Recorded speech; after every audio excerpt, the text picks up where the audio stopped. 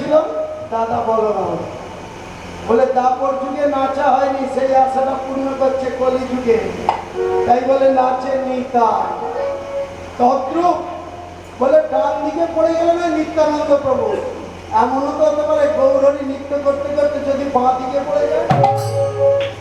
বলে বাঁ দিকেও ধরার একজন আছে, মনে করতে বলছে জপ পড়লো কাছে বাঁ দিকে ধরার জন্য। তিনি কে? আমার গদা ধরনা চিঠে গদা ধরনা চিঠে গদা ধরনা চিঠে গদা ধরনা চিঠে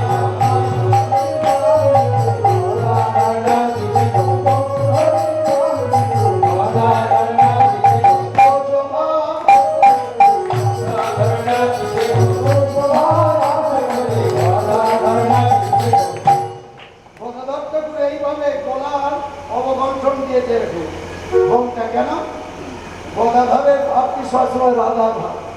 বাঁ দিকে নৃত্য করছে এইভাবে, কেমন জানেন? যদি বাঁ দিকে পড়ে যায় গদাধর ঠাকুর ধরবে, বলে বেশ ডান দিকেও পড়লো না বাঁ দিকেও পড়লো না। যদি পিছনে পড়ে যায়, পিছনে কে ধরবে? বলে পিছনে খুব ভালো লোক আছে ধরার জন্য। পিছনে আমার শ্রীবাস আদিনা চিঠে গো, শ্রীবাস আদিনা চিঠে গো,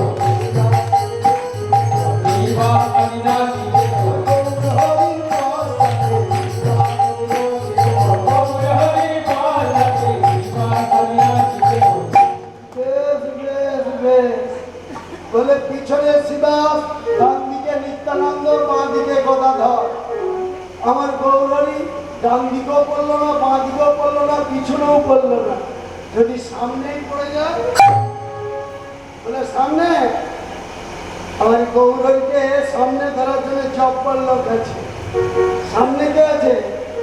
আমার এই অদ্বৈত নাচছে, অদ্বৈত নাচছে, অদ্বৈত নাচছে, অদ্বৈত নাচছে, গৌরহরি সামনে গৌরহরি সামনে অদ্বৈত নাচছে, নেচিয়ে নেচি বলে অদ্বৈত নাচছে, নেচিয়ে নেচি বলে অদ্বৈত নাচছে। দেখবে গৌরহরির সামনে কে আছে? অদ্বৈত মহাপ্রভু, অর্থাৎ অদ্বৈত ঠাকুর।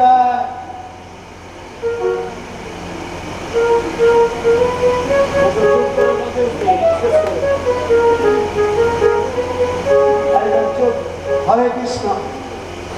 অদ্বৈত আচার্য প্রভু আগের জন্মে কে ছিল? আসতে মা, এই যে সবাই খালি ঘড়ি দেখছি, আমরাও ঘড়ি দেখি, কিচ্ছু না, একদম চুপ করে বসে থাকুন। তবে এইটুকু বলছি, আজকে যে কজন আছেন যখন যাবেন ভালো জিনিস হাতে নিয়ে যাবেন। আর এটুকু জোর গলায় বলছি, আজকের যা সূচনা, যে কজন আছেন এক পক্ষকাল 15 দিনের মধ্যে প্রত্যেকে একটা করে ভালো জিনিস হবে হবে। এই ব্রাহ্মণ সন্তানের হরিবাসরে দাঁড়িয়ে বলছি, অত বলবেন মন যোগানের কথা বলছে, মন যোগানের কথা না, পরীক্ষা করে দেখে নেবেন। আজকে 15 তারিখ আর জ্যৈষ্ঠ মাসের 30 তারিখের মধ্যে যতজন আছেন গুনে নেবেন, প্রত্যেককে নিজেকে আগে অনুশোচনা করবেন। এর মধ্যে যদি কারো একটা ভালো জিনিস না হয় আমাকে বলবেন, আমি আপনাদের কাছে ছিল। আবার পরের অবস্থা আছে, এরও না বললেও আমাকে শুনতেও আছে।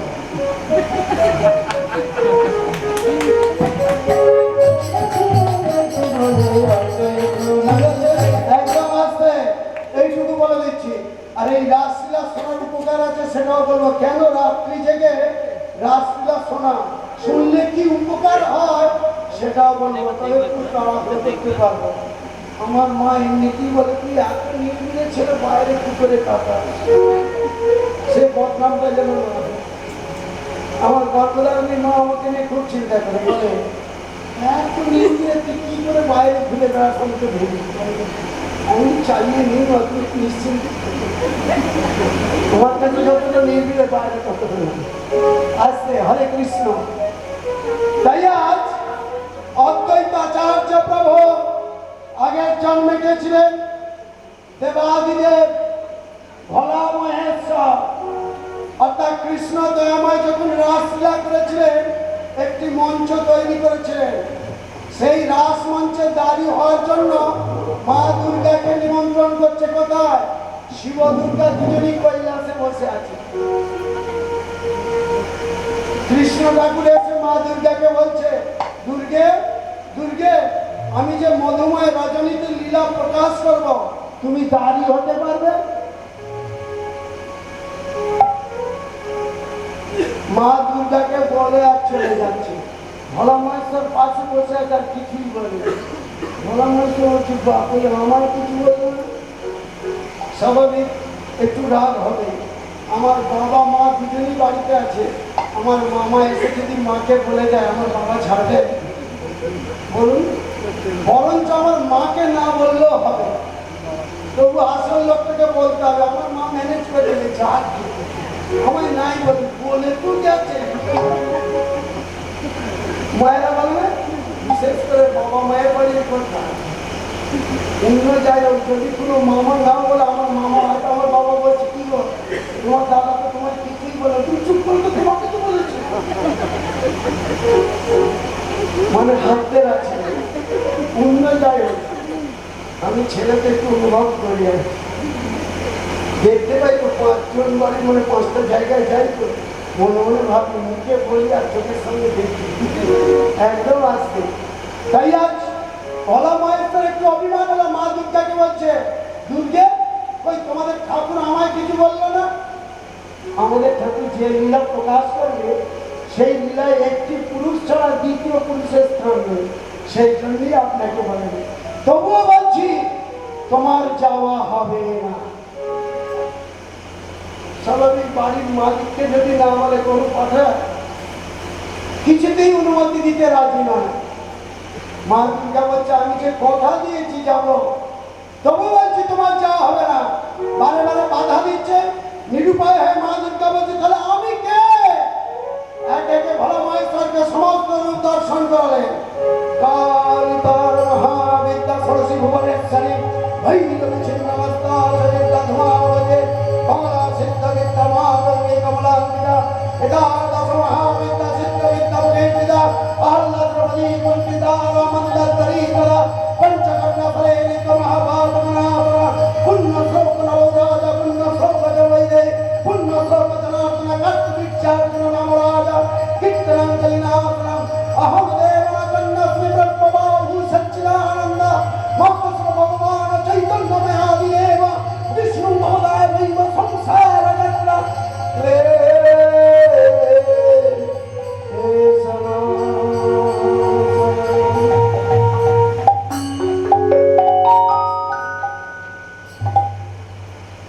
একে একে সমস্ত রূপ দর্শন করার পর ভোলা মহেশ্বর জোড়হাত করে বলছে, আমি আর কিছু বলবো। বেশ, একটা কথা বলবো। নিজের স্ত্রীর কাছে বলছে, একটু লজ্জা, একটা কথা বলবো কি, আমাকে একটু সঙ্গে করে নিয়ে যাবে? প্রথমে অনুমতি দিতে চাইনি, আবার এখন বলছে সঙ্গে নিয়ে যাবে। মা দুর্গা বলছে, কোনো উপায় নেই, আমাদের ঠাকুর যে লীলা করবে একটি পুরুষ ছাড়া দ্বিতীয় পুরুষের স্থান নেই, আমি তো নিয়ে যেতে পারি না। নিয়ে যেতে রাজি হলো না। মা দুর্গা চলেছে রাসমঞ্চে। রাসমঞ্চে মা দুর্গা এইভাবে দাঁড়িয়ে আছে, আর যত ব্রজগোপী আসছে পুরোক্রমে পথটা দেখা যাচ্ছে আর কি।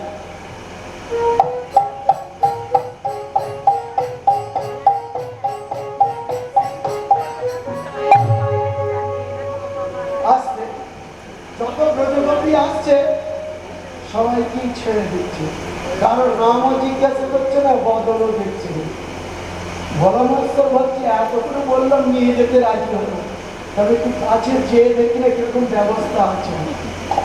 কিরকম ব্যবস্থা আছে, সামনাসামনি যে দূর থেকে দেখছে যত গোপী আসছে সবাইকেই ছেড়ে দিচ্ছে, কারো বদলও দেখছে না, নামও জিজ্ঞাসা করছে। দেখার পর ভোলা মহেশ্বরের ইচ্ছা হলো, আমি যদি এখন এরকম সেজে যেতে পারি, একবার প্রবেশ করলে আবার ভিড়ের মধ্যে, মানে আমাদের ছোটবেলায় যাত্রা দেখা আর কি, একবার চট করে ঢুকতে পারলে আবার ঘরে ছোটবেলায় এরকম করতেন না?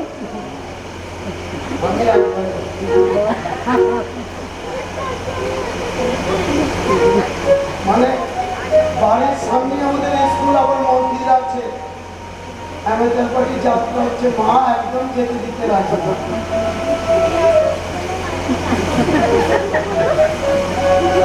হরে কৃষ্ণ, একদম হরে কৃষ্ণ। না মা, ভোলা মাইস্টার বাবজি একবার প্রবেশ করতে বলে সহস্র কোটি কোটি যেখানে ব্রজগোপী ভিড়ের মধ্যে আবার আমায় খুঁজে বার করবে, এই চিন্তা করে পুরুষ হয়েও ভোলা মাইস্টার গোপী সেজেছে। কি গোপী? শ্বেত গোপী। 4টি ছাই ভস্ম রেখেছে, শ্মশানে বাস, 4টি ছাই ভস্ম রেখে এদিক আর এদিক করে চলেছে। ব্রজগোপী সেজেছে আর কি, শ্বেত গোপী এদিক আর ওদিক করছে। তো শাস্ত্রকার বলছে যারা একটু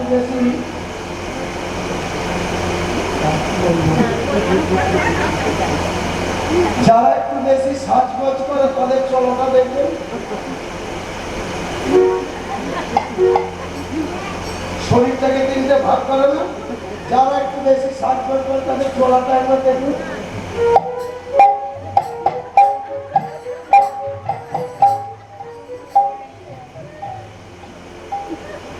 দোষ আমার মায়েদেরও না, বউ মায়েদেরও না, বৌদিদেরও না, ভগ্নীদেরও না। দোষটা স্বয়ং গোপীনাথের দোষ। গোপীনাথের দোষ দেখুন, গোপীনাথ নিজেই তো বেঁকে বসে দাঁড়িয়ে আছে। সোজা আছে কি? কোন ছবি যদি দেখেন যে সোজা দাঁড়িয়ে আছে, কৃষ্ণদত্ত আমাকে এনে দেবেন। শিল্পীরা অনেক কায়দা দেখায়, ওই ভাগটাকে আর সোজা করতে পারছে না, বলতে সোজা করে দিলে ভালো দেখায় না, হয় এদিক নয় ওদিক বা কি রেখে দিয়েছে। তাই ভোলা মহেশ্বর নবসাজে সজ্জিত শ্বেত গোপী সেজে রাজ দেখবে বলে চলেছে। চলেছে গো চলেছে ভোলা মহেশ্বর, চলেছে গো চলেছে ভোলা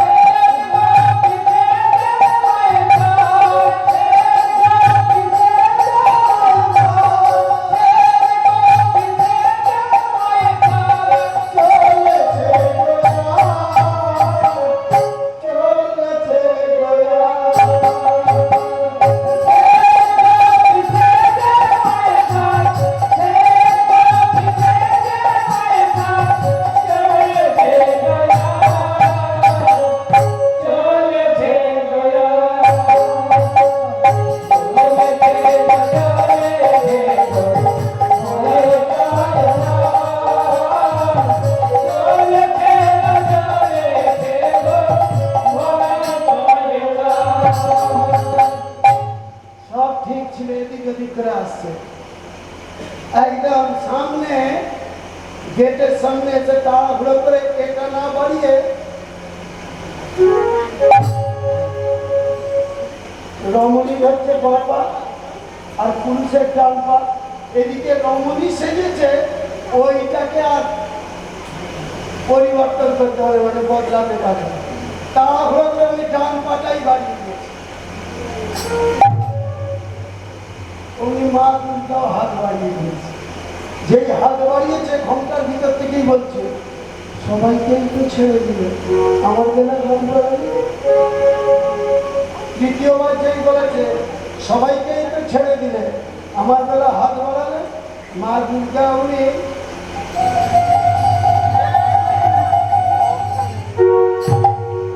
ঠাকুর এখানেও ছলনা, এখানেও ছলনা। সঙ্গে সঙ্গে ঘন্টাটি খুলে চলে হাত করে বলছে দুর্গে বড় আশা করে এসেছি, একটি বারের জন্য রাস দর্শন করতে দাও, একটি বারের জন্য রস আস্বাদন করতে দাও। না ঠাকুর না, তা হয় না। আমার উপর দায়িত্ব রয়েছে দ্বিতীয় পুরুষ যেন না রাসমঞ্চে প্রবেশ করে। আমি তো ছাড়তে পারি না। কিছুদিন ছাড়তে রাজি হলো না, নিরুপায় হয়ে ফিরে আসছে মহেশ্বর। এবার একটা লজ্জা আছে, নিজের স্ত্রীর কাছ থেকে ফিরে আসতে হচ্ছে, একটু লজ্জা আছে। কেউ দেখতে পেল না, কেউ এদিক দেখছে।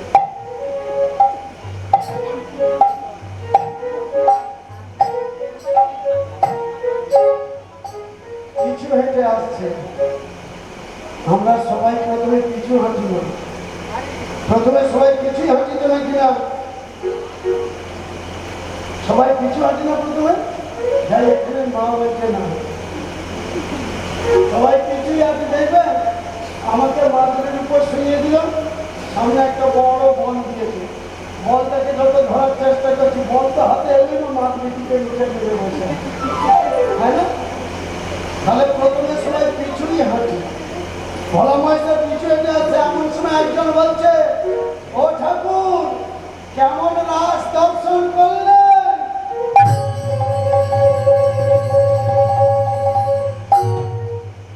বৃন্দাবনে প্রত্যেক রমণী রাসের স্থান পেয়েছিল, একটি রমণী পায়নি। সেই রমণীকে সবাই রাসে অধিকার পেয়েছিল, একটি রমণী রাসে অধিকার পায়নি। সেই জন্য সেই রমণী হয়ে গেল পবিত্র, আর আমার মায়েরা হয়ে গেল অপবিত্র। যে কোনো পুষ্পাঞ্জলি দিতে গেলে, যে কোনো পুষ্পাঞ্জলি দিতে গেলে দেখবেন ব্রাহ্মণরা প্রথমেই এই দুটো মন্ত্র বলবে।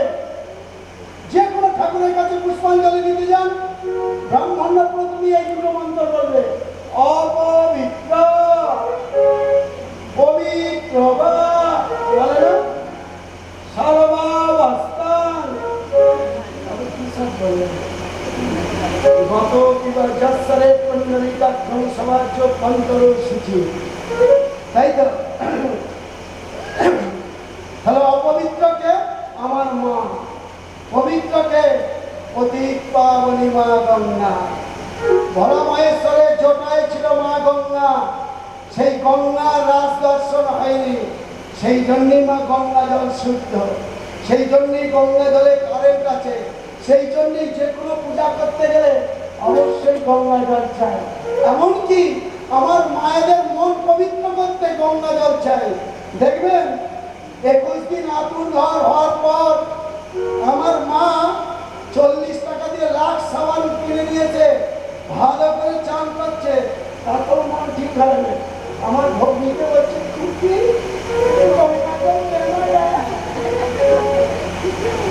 40 টাকার সাবান নিতে পরিষ্কার হলো না। কোথায় 2 বছরের বছরে সাবড়ে ধরে গঙ্গা জল আছে, আমার ভগ্নি এনে হাতে করে নিয়ে আমার মাকে, সঙ্গে সঙ্গে আমার মা বলছে, মাকে পাই ধরেছি সন্ধে দেওয়ার জন্য, বলেছে অল্প বল পেয়ে গেল, একটু গঙ্গা জল বলে আর কাউকে কিছু বলতে হবে না। তাহলে গঙ্গা জলের কাজ আছে। সেই গঙ্গা বলছে, ঠাকুর কেমন রাজ দর্শন করলে?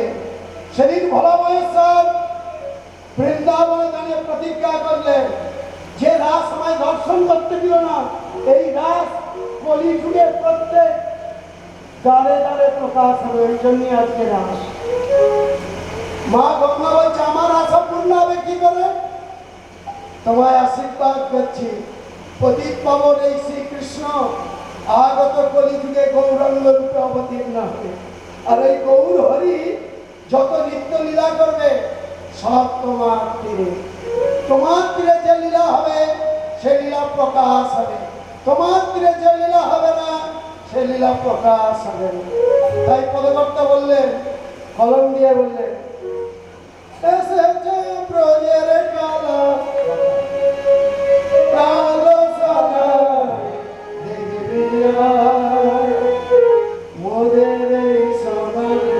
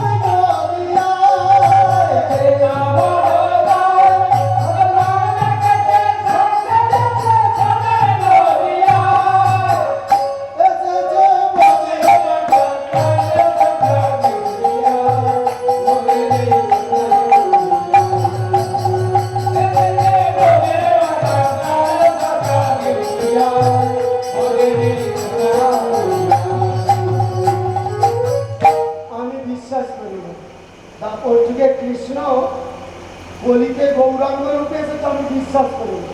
আমি বিশ্বাস করি না তারপরে কৃষ্ণ কলিতে গৌরাঙ্গ। কেন? কৃষ্ণ দয়াময় ছিল কালো, আর গৌরহরি হলে সোনার বরণ। কি করে এক হয়? বলে সোনার বরণ, তার কালো বরণ নাই, আমার নাই অঙ্গের বরণ নাই, গৌর হল নাই। কালো বরণ নাই, নাই অঙ্গের বরণ নাই, কালো বরণ নাই, আমার নাই অঙ্গের বরণ নাই, গৌর হল নাই। কালো বরণ নাই, নাই অঙ্গের